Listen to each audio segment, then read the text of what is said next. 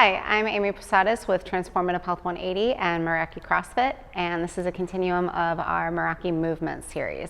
So mobility is very key, especially on injury prevention, and I like to get my clients to start to recognize things on a tight scale as opposed to waiting until it hurts. And this is called the Backnobber 2. I like this because you can take it apart and bring it anywhere, but also how it's made is pretty ideal on working out those tense muscles. So this is Jess, and she's going to demonstrate the Backnobber for us today.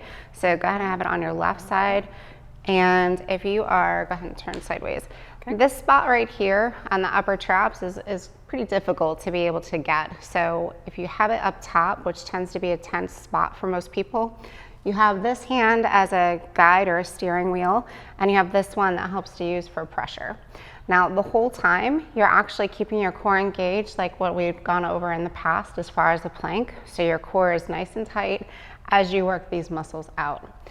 And then what you'll do is as you, go ahead and turn, thanks. Okay. As you have this in position, you have that pressure so that it's just enough so that you feel like that there's pressure on that point, but not so much that you're making a pain face and you're still able to breathe.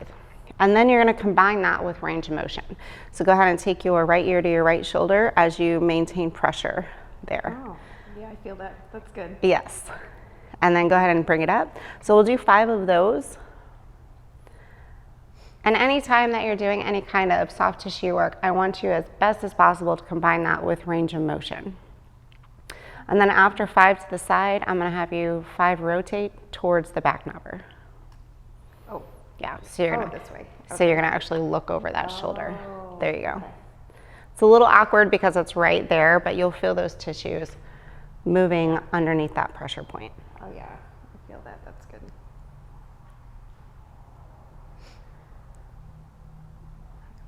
And then also, go ahead and turn all the way. We're going to bring this down because this tends to be a nice consistent spot for people too, and then also between the middle traps as well. And then you'll actually turn sideways for me. Thank you.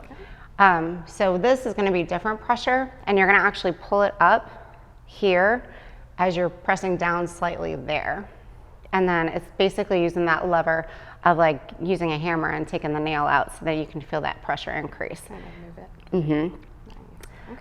And after you've had about 5 exhalations of those movements or breath or combination of, then you're going to feel good massage. So you'll kind of rub it out a little bit for about 10 to 30 seconds. And then you'll go back to that pinpoint pressure. Up here? Yeah, wherever. Yeah. Okay. She's a little tight there today. And then you'll go back to having that range of motion in combination with that. The other thing I like with this is that you can also use it on your mid and lower back as well. So we're going to turn this to the side. Oh, okay. So she's so lean that she can still use that smaller part. But if you were a little bit wider like myself, then you'll use the bigger part for that back.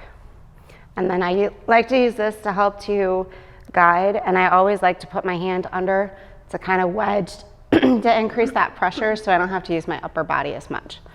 So. Yes. There you go. Kind of like that. Yep. So you're finding any tight spots, you're going to rub it up and down. And if you find like there's one spot that's tighter than another, then you're going to hold it in that pinpoint spot. Yep. And then you're going to do things like shifting side to side. So you're actually, you're going to shift side to side with your legs. Okay. Good. And you can do kind of like a figure 8 as well of like rocking. Yep. You can do gentle side bending. Yes. You can also rotate. Just to kind of see. Yeah. And you can also walk too. Oh. And then go ahead and walk back.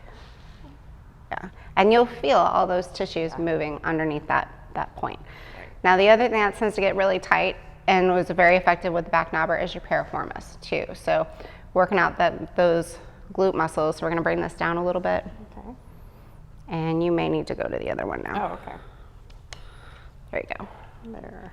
So that way you hold it here, still, still wedge, and then you'll feel it in like the meatier part of that muscle. Oh, yeah. Be nice to yourself, bend over just a little bit, and you'll feel even more of that working out. So same thing, you can go side to side, you can do that figure 8, you can bend over, and then obviously you can still walk with that as well. Yeah, Yeah. Okay. very good, thank you. You're welcome. So in combination with having that soft tissue and combining that with range of motion and active dynamic movement, that will help to work things out faster, getting better relief, but then also you're able to work it out faster as it's tight, so it doesn't result in pain later on and allows you to not skip a beat in life.